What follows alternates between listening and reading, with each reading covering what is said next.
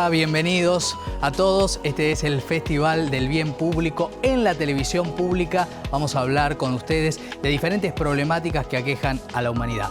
¿Y cómo lo vamos a hacer? Lo vamos a hacer con publicidades premiadas en el mundo, las mejores, las más impactantes, para que podamos pensar después con entrevistas y la palabra de los protagonistas, de los especialistas, podemos pensar un poco todos estos temas que nos afectan como sociedad en nuestro tiempo. Y lo vamos a hacer hoy con 3 temas. En este primer bloque vamos a hablar de maltrato animal. El maltrato animal penado por la ley en la Argentina tiene una larga historia de, obviamente, el punto de vista legal y el punto de vista de las personas que han protegido los derechos de los animales. Y ahí lo interesante es ver el spot, la publicidad que hizo PETA, la organización más importante del mundo en el cuidado y la preservación de los derechos de los animales. Es muy fuerte, es una pieza realmente que no se pueden perder, que va a generar impacto, ¿eh? No crean que es algo liviano, pero es algo verdadero sobre los derechos de los animales vulnerables y vulnerados para después ser una cartera, un tapado, una campera de cuero. Mirá.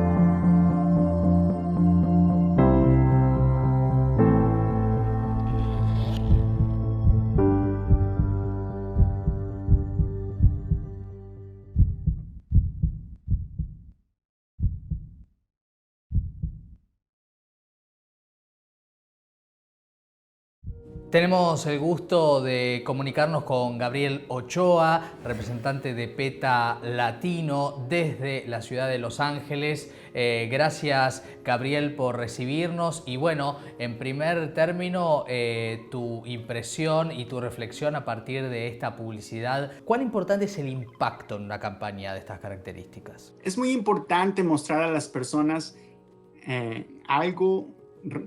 principalmente algo que es real, porque la sangre, la muerte, el sufrimiento es real y es importante llevarlo por ejemplo, en este spot de una forma estética y atractiva para que las personas primero le den clic y continúen viendo este spot. No solo mostramos el dolor y el sufrimiento de las cosas crudas como son, sino también tratamos de darles estas opciones a las personas. Bueno, esto es lo que sucede si compras esto, pero además hay estas opciones aquí que puedes consumir que no involucran este sufrimiento.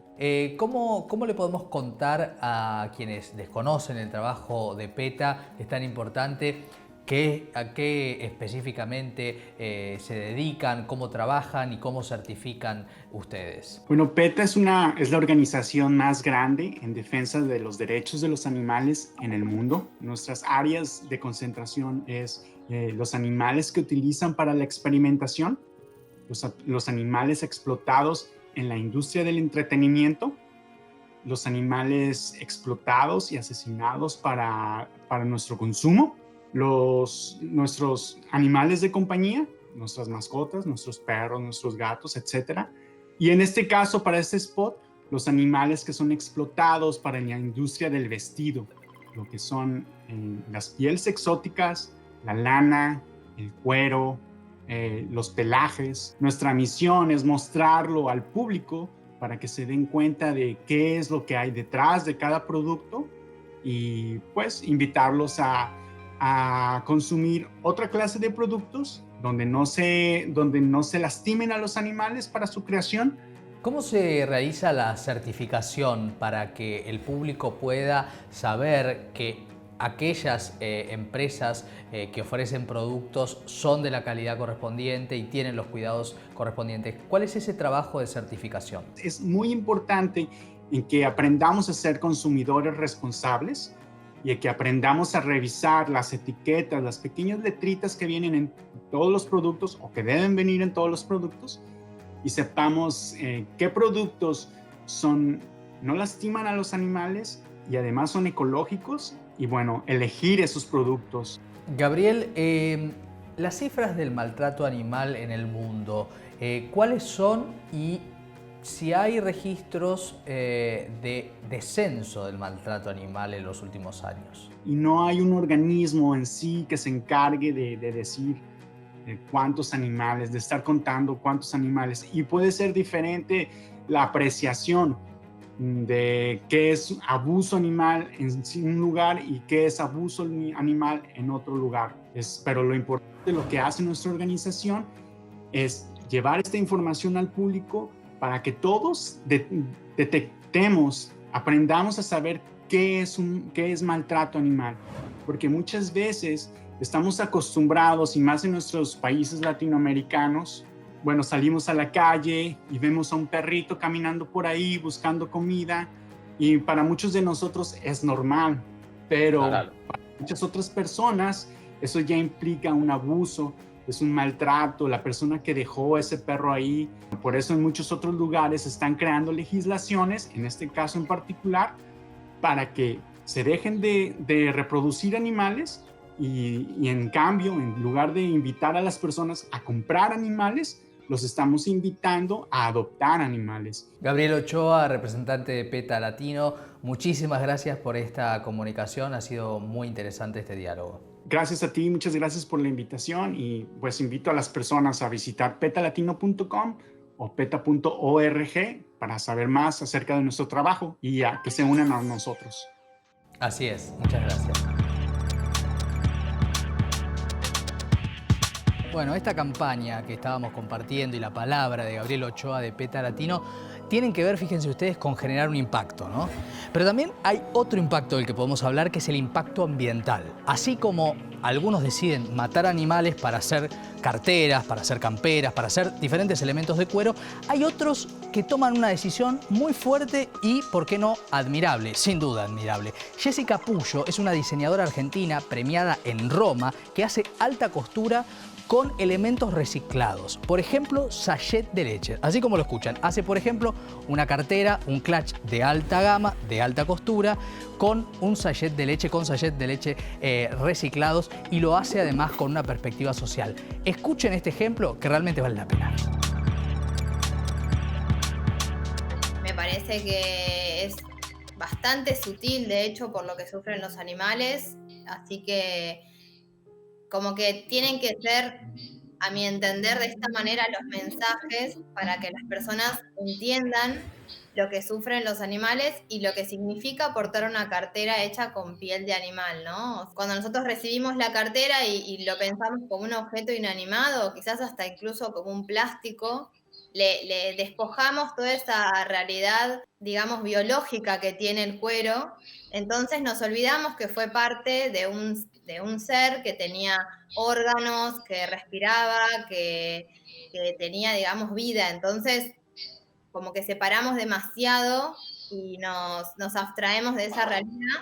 Y en el spot me pareció que daba en el clavo, que te mostraba realmente lo que es. Jessica, ¿cómo llegaste por tu historia de vida a crear Biótico? Bueno, mi historia de vida está muy marcada, o sea, yo nací en La Salada y todo digamos, está muy marcada por la feria de La Salada, por los desechos textiles tirados en la ribera del riachuelo, los desechos textiles siendo quemados, pasar con el colectivo y recibir todo ese humo plástico. Y es un poco eso, ¿no? Como recibir una realidad que no te gusta vivirla, porque una cosa es que lo veamos por una foto o decir, ay, mirá, hay gente que se la está pasando mal, y otra cosa es sufrir las consecuencias del humo, de la dejadez y preguntarte todos los días de tu vida qué es eso, qué pasa, y después a medida que fui creciendo y diciendo, bueno, yo, o sea, no quiero ser parte de esto y no quiero mirar para atrás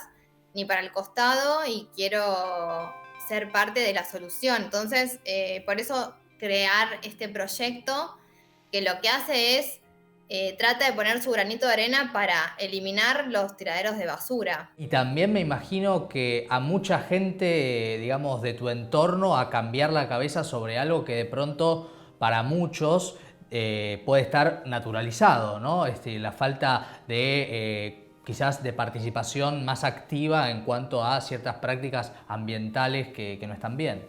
Recibí diseño de indumentaria, pero primero empecé a pensar, a reflexionar mucho sobre este tema de los plásticos, entender que no podía ser sostenible si no era vegana. Entonces me volví vegana, pero es una decisión de vida, o sea, sostenibilidad es todos los días en tu vida, desde que te levantás hasta que te acostás, o sea, no es Claro. reciclo, pero después me voy a comer un asado.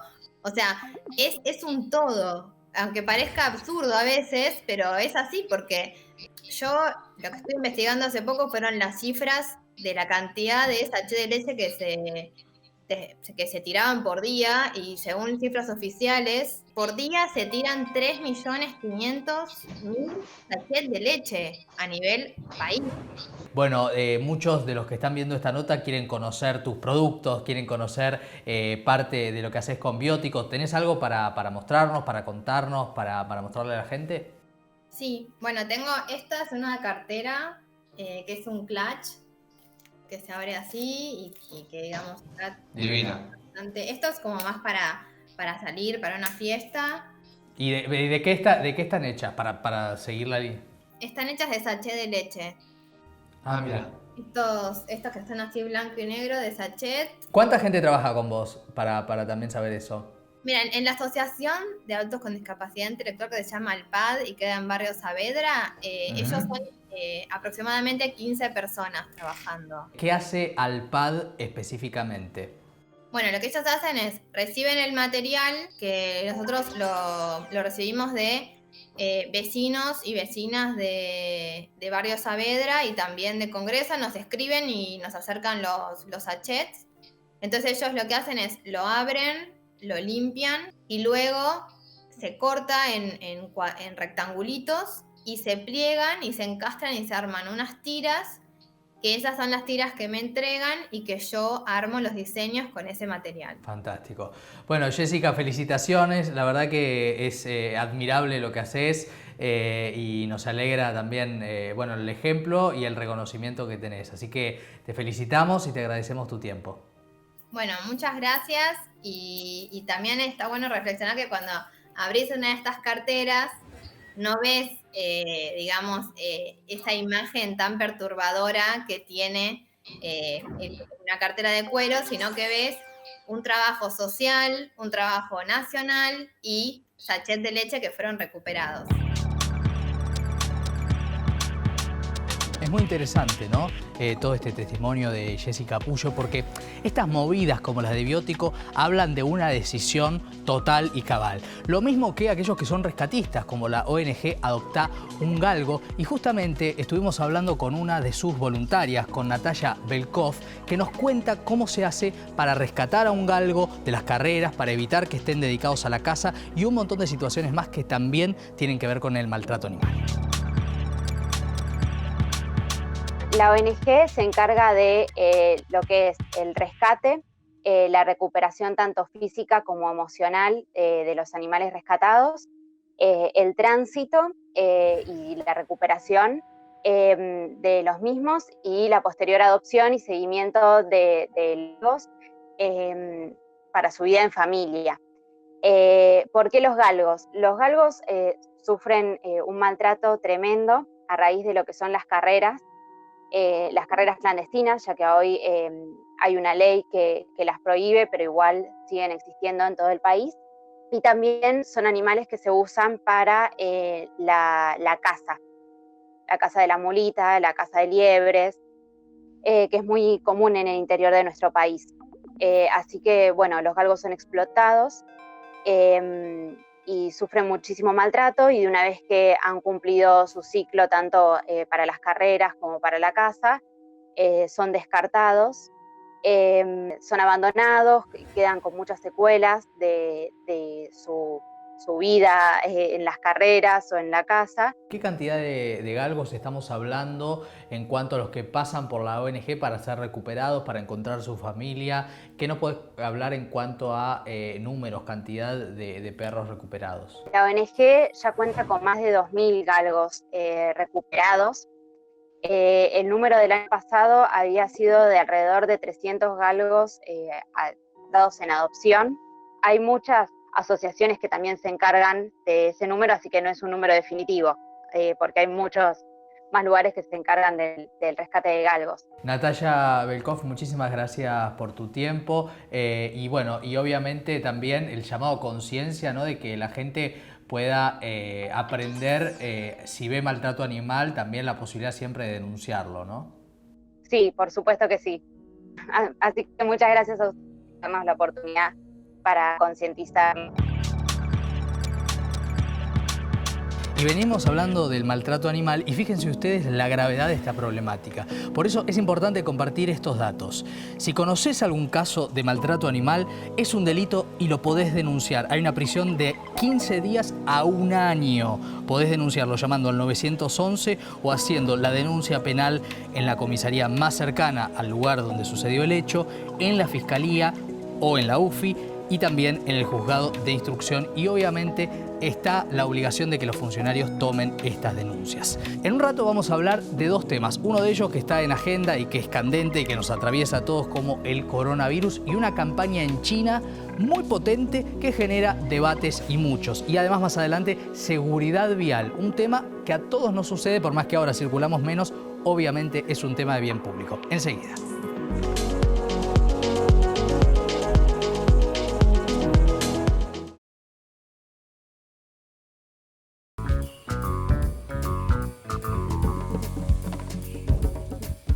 El coronavirus es el tema del momento, es el tema que obviamente atraviesa todas nuestras vidas, y la pregunta es cómo comunicar, cómo informar a la gente de los riesgos de un virus semejante. Bueno, en China hubo una campaña muy fuerte, muy potente y que da para la polémica para algunos, obviamente, si es correcto o no es correcto una campaña tan directa. Mirá.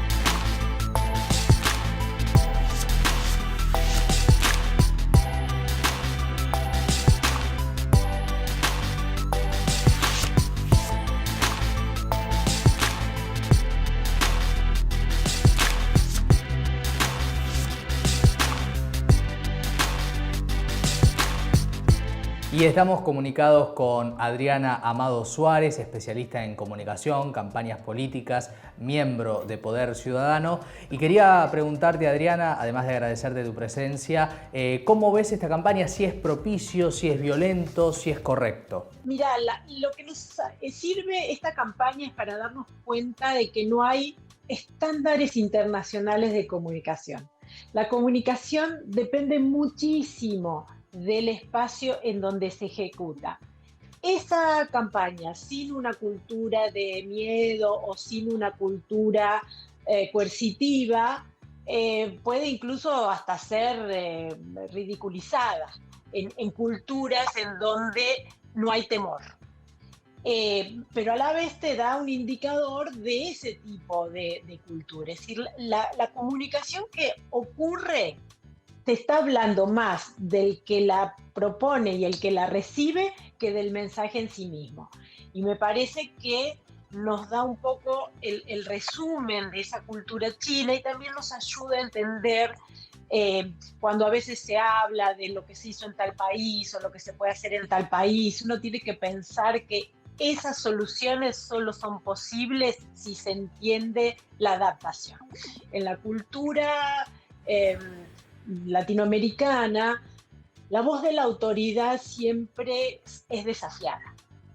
Por eso también nos cuesta tanto en estas culturas generar comportamientos colectivos, responsabilidad y un montón de otras cosas que son necesarias en estas circunstancias. ¿Y no es riesgoso en este tipo de campañas generar el pánico en la sociedad? Es muy interesante porque lo hemos visto en estas semanas de la pandemia, en donde la reacción inicial de pánico que se vio reflejada en indicadores como aumento de rating para los programas de noticias, aumento de consultas de información, rápidamente va declinando porque disminuye la percepción de riesgo.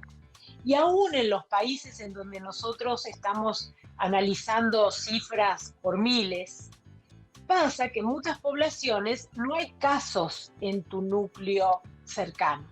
Entonces, por más que te digan que hay 1.000, 10.000, 100.000, si en tu inmediación vos no tenés esa evidencia de que está pasando algo, la percepción de riesgo baja y la evaluación entre hacer una cosa o dejar de hacerla cambia sustancialmente. Por eso las comunicaciones y por eso la información tiene que ir adaptándose a esa percepción de riesgo. Inicialmente estaba bien poner el riesgo, pero después haberlo convertido en esta especie de mundial, en vez de mundial, como este año no tenemos fútbol, en vez de mundial de fútbol, mundial de víctimas del COVID, y entonces dice, va primero va segundo, no, ahora pasa primero, como si fuera la final de obviamente un campeonato tristísimo, infausto. Eso, en el transcurrir de las semanas, genera un efecto contraproducente. Siempre está la resistencia a que el humano se transforme en un número, en una estadística, pero en este caso hablamos siempre de números de infectados, recuperados y muertos. Es invariablemente e irrenunciablemente así, ¿no? Sí, pero fíjate que también acá hay un aprendizaje interesante que nos deja la pandemia, y es que mientras estaban todas las cosas bien, nos escandalizábamos el tema de los usos de datos, creíamos que perdíamos la privacidad, claro, y generamos toda una movida en contra de eso, y ahora nos dimos cuenta de dos cosas, que incluso todos esos datos de los que nos quejamos no alcanzan, que se necesitan mapas de trazabilidad, que se necesita información para pagar subsidios y ayudas y no nos alcanzan, o sea que no eran tantos los datos todavía que tenían. Y ante esta otra nuevo debate ético que se viene, que es la pérdida de libertad o de privacidad a cambio de la seguridad. Claro. Entonces, ese es un debate que vamos a tener que dar, y vamos a tener que dar no desde esta mirada que a veces tenemos los académicos, ¿no?, romántica del individualismo y de todas estas cuestiones que están muy bien, pero que en la cuestión práctica y en la cuestión de seguridad pública y en la cuestión de amenazas que afectan a un país de esta manera, como hemos visto que afectaba, se tienen que replantear desde el realismo. Muchas gracias, Adriana, por tu testimonio. El placer es mío. Gracias. Y hablábamos de, obviamente, quienes son especialistas en campañas políticas, como Adriana Amado Suárez. Vieron que es muy interesante cómo cada campaña tiene que ser diseñada para una sociedad, algo que confirman expertos como ella. Pero vamos a la primera persona, vamos a quien atravesó el virus y la enfermedad. Marisol San Román se transformó en activista, la conocemos como la paciente 130, y desde su perspectiva, desde haber atravesado y vencido el coronavirus, nos dice esto. Gracias, Marisol, por estar con nosotros. ¿Cómo estás? Hola, bueno, muchas gracias por invitarme a tu programa. Sí, vi la campaña, bueno, algunos mensajes son bastante fuertes, pero también me parece Así que es una forma, obviamente adaptado siempre al lugar y todo, para concientizar a las personas sobre la importancia de quedarse en la casa, sobre la importancia de prevenir y de cuidarse en estos momentos. Hay que enseñarle a la gente a vivir en pandemia y la gente tiene que aprender del otro lado también lo que es vivir en pandemia. Así que me parece impactante, pero sí seguramente sea efectiva. Teniendo en cuenta que hay muertes en el medio, ¿esta campaña es exagerada, es grave, es correcta? ¿Cómo la evaluás? Obviamente hay que adaptarlo al lugar donde está. Las culturas son distintas, son diversas. Pero, por ejemplo, hoy en día veo que hay problemas con gente que se está enfermando, familiares, porque no conocen muy bien el protocolo de cuidados. Cuando una persona tiene coronavirus tiene que estar aislado, aunque sea si está en la misma habitación con un barbijo y aislado. Y muchas familias, me pasa, ayer hablaba con alguien y me decía, no, estoy con mi marido y con los nenes todos juntos, yo tengo coronavirus y ellos no.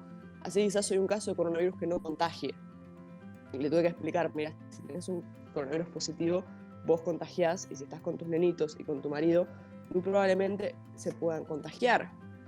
Entonces, también creo que si empezamos a hablar del tema del protocolo, de que hay que cuidarlo, porque si no pasan desgracias. También me tocó ver gente que va a donar porque falleció lamentablemente los padres, o hermanos, o familiares. Creo que quizás es información que es choqueante, pero que puede llegar a servir. Y también, Marisol, lo que muchos se preguntan es cuál es el límite entre la información, la infodemia y generar pánico, ¿no? Uh-huh. Obviamente todo tiene un límite, hay que cuidar a la gente, no hay que generar miedo. Obviamente concuerdo perfectamente en eso, pero también estamos en un momento donde seguramente todos estén cansados, la gente quiere aflojar, todos están ya aburridos, ya con problemas de estar tanto tiempo encerrado, y me imagino que este va a ser un momento muy difícil, porque si la gente afloja y no aprendió a cuidarse y a prevenir, es donde la gente se va a enfermar y donde el conteo nos va a ganar. Argentina tiene datos y tiene números que son distintos al resto del mundo. Si vos nos comparás con Chile, nos comparás con Brasil, nos comparás con Estados Unidos, estamos teniendo una tasa de mortalidad bajísima, realmente bajísima, en comparación de cualquier otro país. Entonces, estos logros que se consiguieron por la política, por ejemplo, de haberte quedado en tu casa, por todas las campañas de prevención y todo, pueden ser logros perdidos si aflojamos. Gracias, Marisol, por tu testimonio y también por todo lo que haces para que la gente se entere del tema del COVID-19. Un beso. Muchísimas gracias a vos por invitarme. Y hablábamos desde la perspectiva personal, desde la perspectiva de la comunicación. Ahora nos vamos a quedar en la perspectiva de lo psiquiátrico. Por eso vamos a hablar con el doctor Sergio Grossman para tratar de pensar cómo funciona el miedo y cómo puede funcionar el miedo en una campaña de similares características. ¿Cómo ves desde el punto de vista psiquiátrico esta campaña? ¿Cuál es tu visión sobre este spot? Mira, desde mi punto de vista hay que saber que el miedo es una emoción que se agota. Vamos pasando días y días de este problema, semanas, meses, y el miedo se va extinguiendo.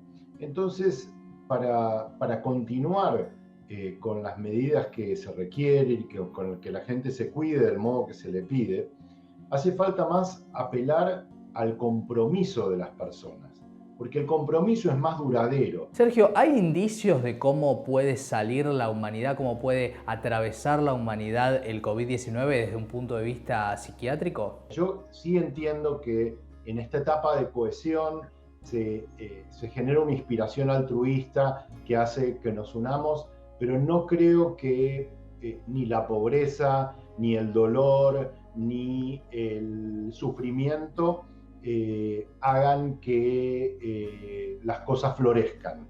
Yo creo que algunas personas muy resilientes, con mucha flexibilidad, crecen en el dolor, pero la mayoría tenemos que curarnos del dolor.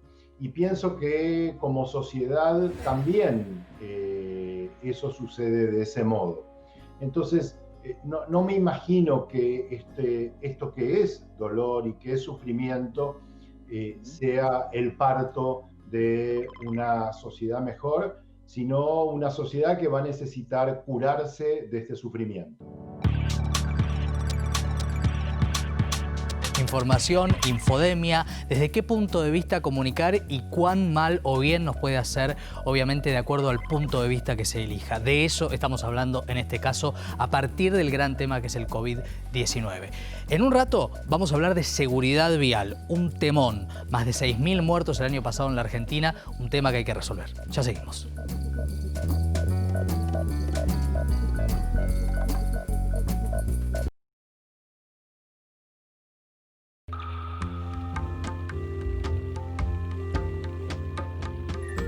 Veníamos compartiendo spots muy fuertes, ¿no? El primero vinculado al maltrato animal y una campaña publicitaria que va directo a la emoción y a generar conciencia. Y después COVID-19 y esa impactante cuestión que tiene que ver con la campaña que China lleva adelante y, bueno, si es propicio o no todo ese debate. Ahora vamos a pasar a un tercer tema que también es de fuerte impacto, que tiene que ver con seguridad vial. Seguridad vial, un tema que lleva muchas muertes en la Argentina. Enseguida vamos a estar con testimonios. Pero fíjate qué fuerte puede ser un mensaje cuando la creatividad está de por medio y cuando algo tan común como el celular se interpone entre el auto y la vida.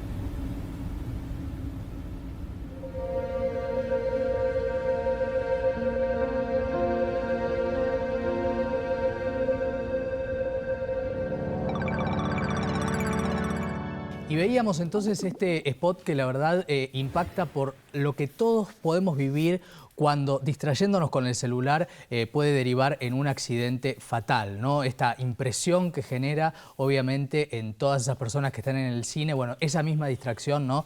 Lo que tantas veces nos pasa al volante, y tenemos el gusto de tener a una persona que es referente para pensar todos los temas que tienen que ver con seguridad vial. Sergio Levín, bienvenido. Gracias por invitarme. Muchísimas gracias. Especialista en educación y seguridad vial y además padre de Lucas. Obviamente todos recordamos Ecos y esa tragedia y obviamente bueno, es algo que ha generado también tu compromiso, ¿no? Pero quería pensar con vos, a partir de todo tu conocimiento, de que has formado gente y demás, ¿cómo hacemos para generar conciencia de algo que no somos conscientes? Que es 1 minuto de distracción, 1 segundo de distracción y un precio muy alto.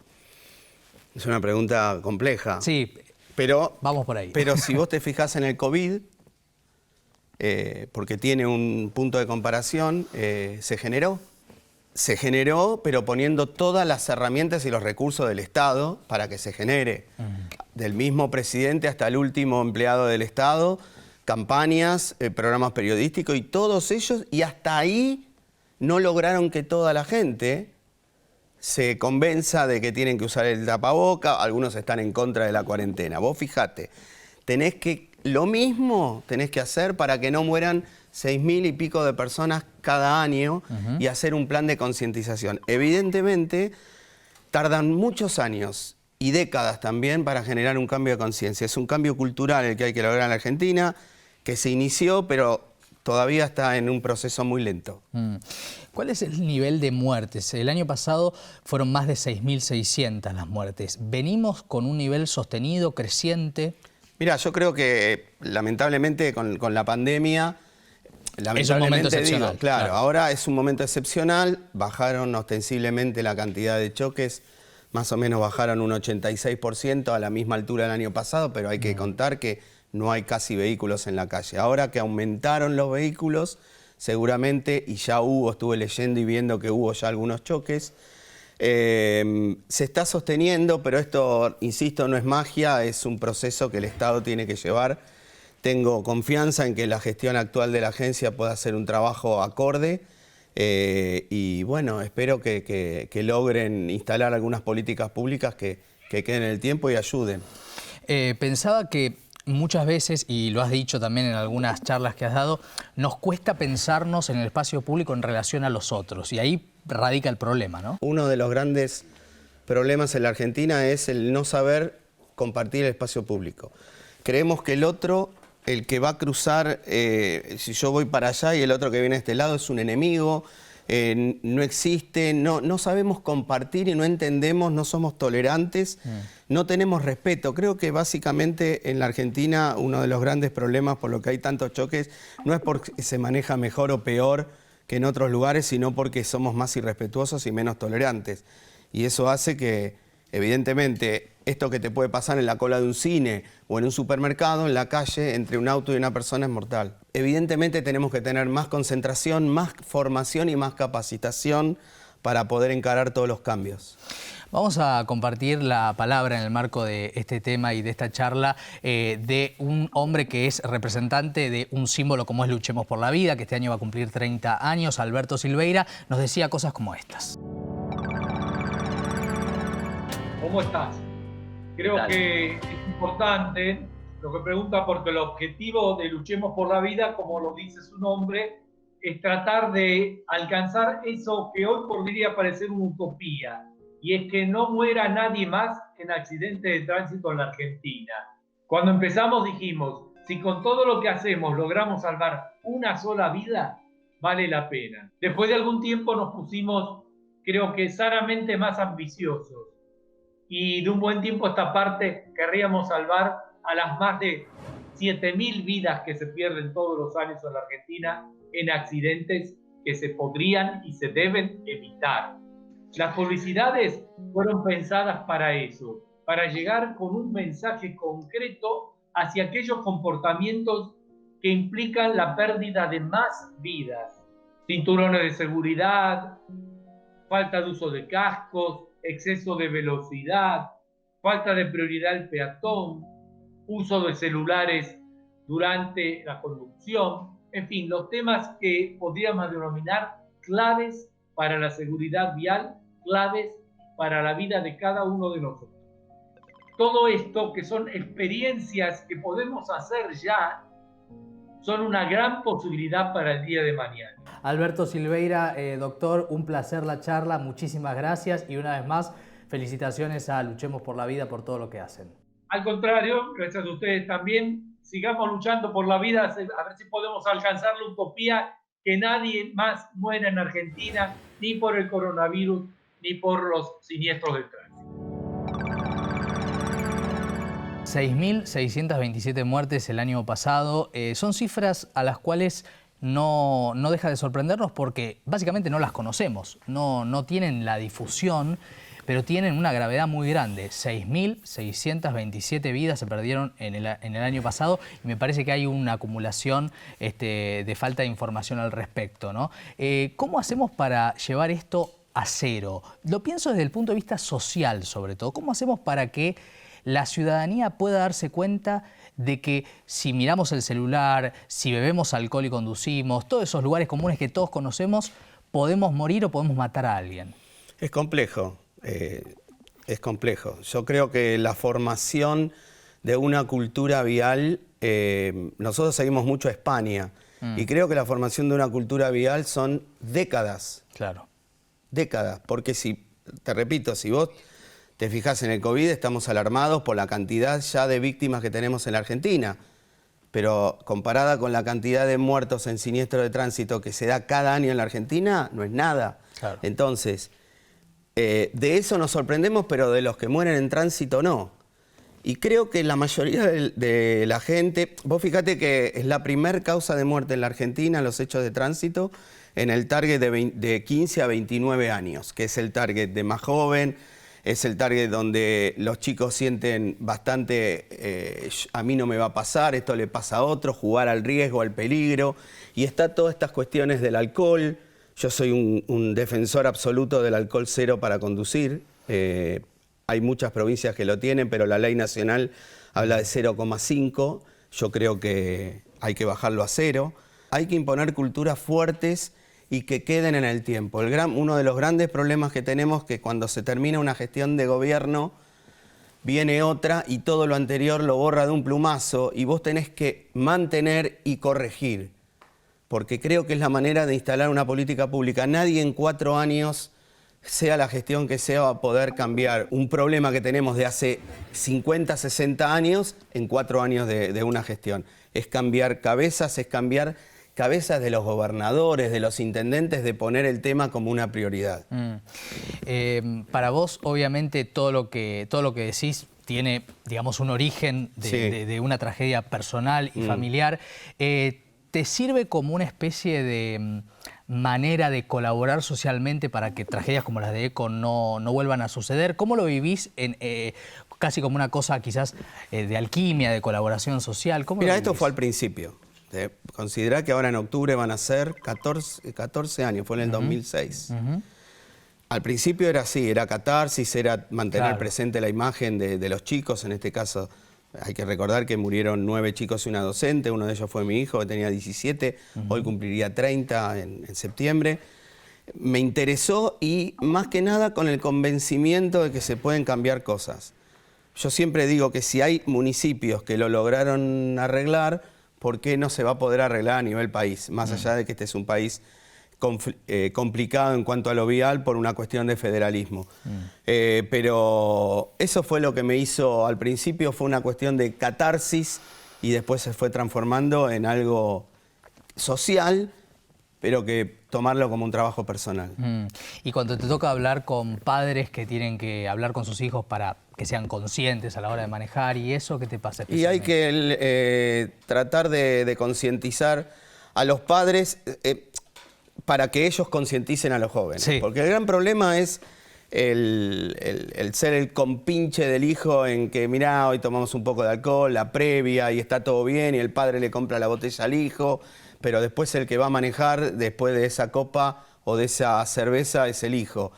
Es muy complejo el tema, es hablar, pero más que hablar es predicar con el ejemplo. Claro, porque muchas veces eso no pasa. Si el padre habla por celular, no tenés derecho a decirle a tu hijo que no lo haga. Si vos vas a tomar alcohol y te vas a manejar, no le digas a tu hijo que no lo haga. Mantener la coherencia. O no tomes alcohol, o si tomás alcohol y manejás, solucionalo vos y después decirle a tu hijo. Pero mantener la coherencia de lo que se dice a lo que se hace. Sergio, muchas veces se dice, vos me dirás si livianamente o con corrección, que un auto es un arma. ¿Cuál es tu opinión? El auto mal usado es un arma. El auto no es un arma, el auto es un medio de transporte. Mal usado es un arma. Y evidentemente en la Argentina los jueces o la justicia en general no lo toman así. Claro. Lo toman como un accidente y un accidente es una casualidad y los siniestros viales son un 90% causales y no casuales. Evitables. Son evitables en un 90%. Lamentablemente hay muy pocos casos de personas que estén condenadas en la Argentina cuando así se requiere la condena, ¿no? Claro. Si cometió un delito vial, es lo mismo que si vos manejás con 1,5 gramos de alcohol y salís con el auto sabiendo que no lo podés hacer y matás a alguien, la diferencia con matar con un arma, pues vos también sabés que no podés salir con un arma a la calle, básicamente es muy similar. Pero en la justicia argentina todavía va muy lenta ese tema. Sergio Levin, un placer la charla, muchísimas gracias. No, gracias a vos de nuevo por invitarme y agradecido. Bueno, vamos a repasar ahora, después de esta conversación, el spot para tratar de refrescar un poquito el mensaje que nos deja.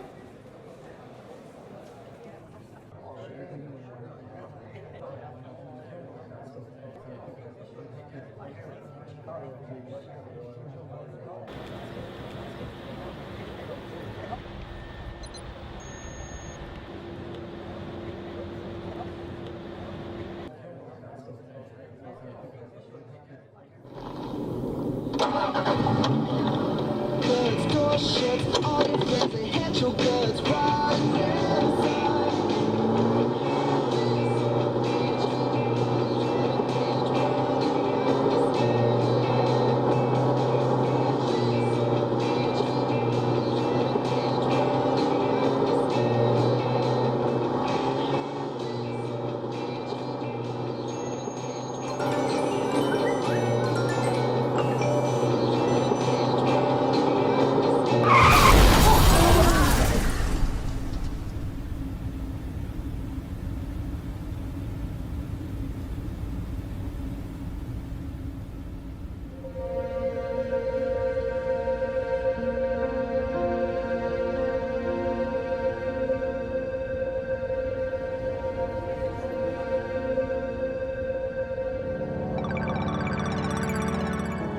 Bien, y estamos cerrando el primer programa del Festival del Bien Público en la televisión pública.